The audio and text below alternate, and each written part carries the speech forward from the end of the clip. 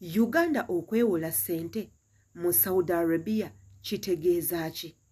Era kigenda tuleka wangaffe Abanayuganda naddala abo abakolera n'abawangaalira mu mawanga ag'Abuwarabu okusingira ddala Saudi Arabia.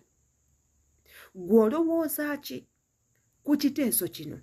Olowooza ki ku ssente zino Ugandan government zeeyeewoze mu ggwanga erya Saudi Arabia? Gw'obiraba otya nga Omunayuganda? Wano wagenda kubeerawo obuvuyo, wagenda kubeerawo ebyentiisa, oba ssente ezo zigenda kuyamba Munayuganda kiggweeraawo?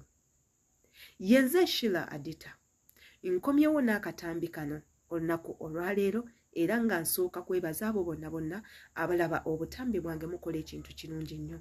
Bw'oba wasubscribinga wakola ekintu kirungi nnyo, naye ate era nkusaba kwata ku kadde nga buli vidiyo yonna gye nteekayo ekutuukako bulungi. Teweerabira commentinga. Gy'oko mu commentinga vidiyo zino zitambula ne zituuka ku bannaffe abalala ne tufuna amagezi agasinga ku ago ffe ge tuyina. Ate era nga tuyiga n'ebintu bingi nnyo, trust me. Bwe nkugambira commentinga, jjukira naawe oli member kweno channel. Gwe ensonga lwaki channel eno weeri. Singa obadde toliiwo channel eno teyandibaddewo. Tugenda kwogera ku nsonga za Uganda. Okwewola ssente, okutandika okwewola ssente mu mawanga ga Buwarabu. Kati ffe abawangaalirayo, abakolerayo mu ago amawanga, tugenda kukosebwa oba tugenda kufunamu? Kansuubire nti nno mwenna abantu naddala abali mu mawanga ago bino mwabitegeera era mubadde nga mubiraba era mubimanyi nti Uganda yeewoze ssente mu ggwanga erya Saudi Arabia. Kati gwakolere Saudi Arabia, kino ekibuuzo kikyo. Ebintu bineno obiraba otya? Wagenda kubeerawo enkyukakyuka oba tugenda kusigala nga tutulugunyizibwa mu mawanga ago? Bagenda kutulaba nga kisekererwa oba bagenda tukwata nga bambejja? Tunaafunawo ku luwenda mu ngeri gye bagenda okuba nga batuyisaamu, oba bagenda kweyongera kutuyisa bubi olw'okuba nga batuwoze ssente? Eggwe ebintu bino obitegeera otya? Kyenjagala okumanya era okuwulira okuva gy'oli igwe agenda okulaba akatambi kano. Ng'ebyo byonna tubivuddeko, nina akatambi ka mwana muwala ke ŋŋenda okuba nga mbateeraku wano eno nkuba kyeyo. Ke kavuddeko vidiyo eno okugikola. Akatambi kano eno nkasanze ku mikutu gyaffe egya intaneti, kwenvudde nenkajjayo nkateeke wano nga njagala gwali eyo. Akatambi kano oketegereze era estimatinge nekyo ekigenda mu maaso ku by'essente, ku by'embeera, ebyobulamu n'ebintu ebirala byonna in general. Katugendeko mu kano akatambi ate era tukomewo. International Consultants okujja Saudi nentuukira mu kampuni ya Wadi Albasada.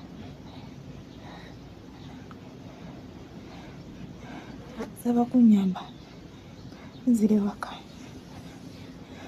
ndi mulwadde. Abasawo beno bagamba siri mulwadde naye ndi mulwadde. Pulira nzigwawo, sisaawo bulungi.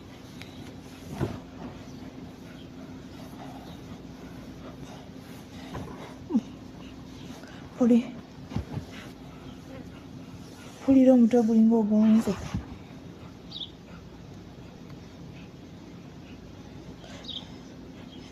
Posita yagala kungulira tiketi, ambuzaabuza. Aba ofiisi mbagamba bamulemereko, naye babuza ekimu ajja kugulira. Naye mpulya obulamu bugenda. Saba ku buyambi. Nze Nasolo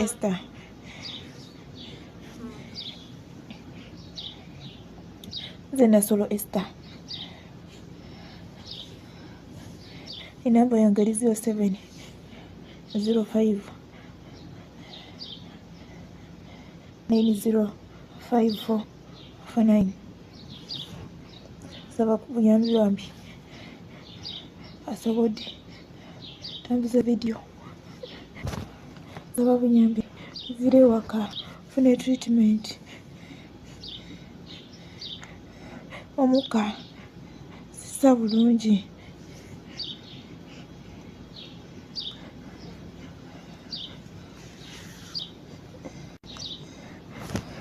nsaba contract yange yaggwako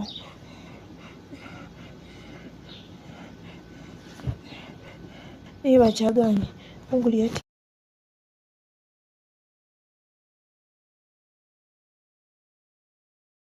tiketi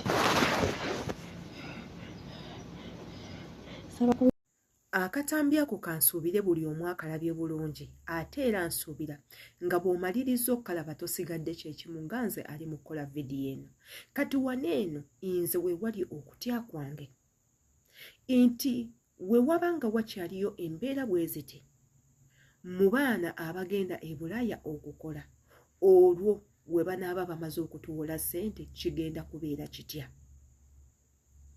we waba bakyaliyo abaana abayisibwa mu kutulugunya nga obutambi bwonna bwenzize nga mbubalaga olwo we banaamala okutuwola ssente kigenda kubeera kitya we waba nga wakyaliyo abalwala ne batajjanjabibwa abakubibwa emiggo nga bakolera ku miggo be basuuza mu toilets abakola nga tebalya neeyo unnecessary torture ebatuusibwako eryo gye bakolera byonna bibaddewo nga tetunnaba kubeera nga tuweebwa ssente naye we tuba tutandise okwewola ssente mu gano amawanga olwo embeera egenda kubeera etya egenda kubeera nnungi oba egenda kubijjuka esinge ne kweno gye mubadde mulimu oba gye tulimu essaawa eno omwana oyo mumulaba embeera gy'alimu ey'okuwunga ey'okubeera nti ali traumatized ey'okuba nti mulwadde ey'okuba nti alina ekimbe ekimulya omuntu ayinza okuŋŋamba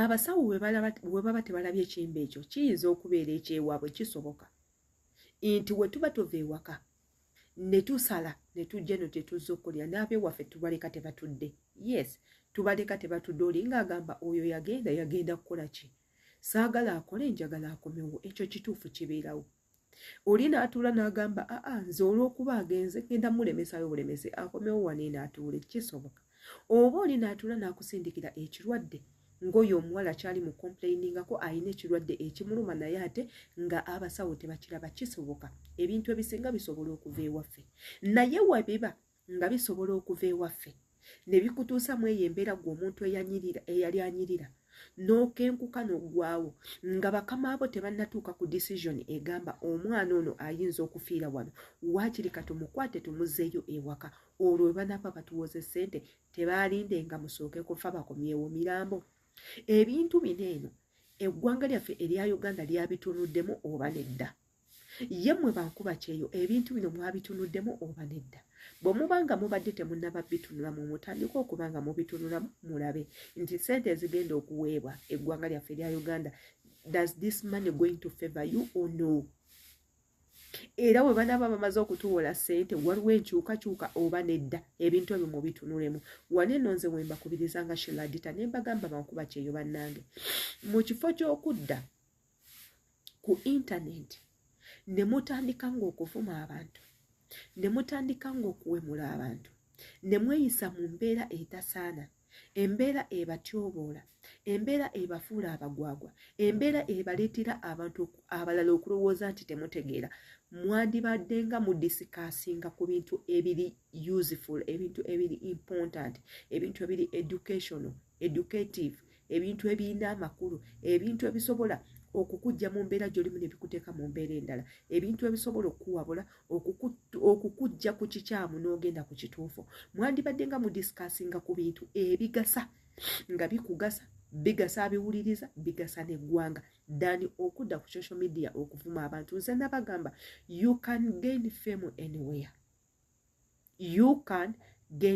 anywhere osobola okwogera ebigambo ebirungi ebizimba and people recognize you era mu ekyo osobola okwogera ebintu ebyekisiru ebitalina makulu and people will still recognize you naye abantu abagenda okurecognizinga those are the people abalaba byokola oba byoyogera nga they have stress abalala bagenda kulaba ebintu byokola not that nti olw'okuba banyumirwa bagenda kubiraba basigale nga beebuuza where you grew from batandika okwebuuza abazadde bo baavaawa bakukuza batya n'ebintu ebirala ne buli w'oyogera ku nsonga ekuluma ng'eruma n'abantu abalala 100 abasigaddeyo ng'ate n'ogyogerako mu bulungi ng'esobola okutangaza abantu abalala 2-3 abasigaddeyo, ndowooza gwe abeera asinga. Kati awo okusalawo kugenda kubeera emmwe. Proposal yiyo yakuwa bannayuganda ssente, yakuwa gavumenti ya Uganda ssente, naye gwe ng'omukozi ogenda kusigala nga onyigirizibwa oba ogenda kufuna mu bufunyi. Ekyo nkirekedde mmwe. Yenze Sheila Adita, mwebale kulaba video zino ate naba subscribinga, ekyo kikole mu bunnambiro subscribinga okwate ne kati nga buli video yonna gye nteekayo ekutuukako bulungi nnyo, ate era teweerabira comments zammwe nnungi nnyo, ate era tuzaagala nnyo, mbagala nnyo.